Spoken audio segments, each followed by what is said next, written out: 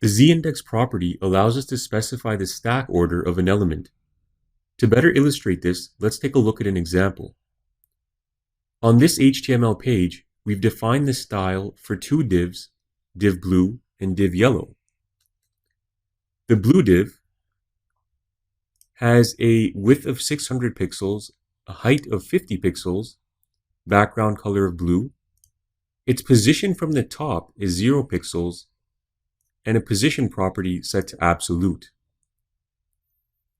The yellow div is almost identical, except the width is 400 pixels, height is 400 pixels, and the background color is yellow. Since they both have the exact same top position, these two divs are stacked on top of one another. So let's take a look at this in our web browser to see what it looks like. We can see that by default, the yellow div is on top of the blue div. But what if we wanted the yellow div underneath the blue div?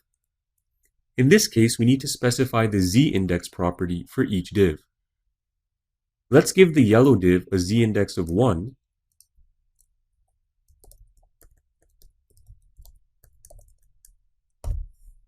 and the blue div a zindex of 2.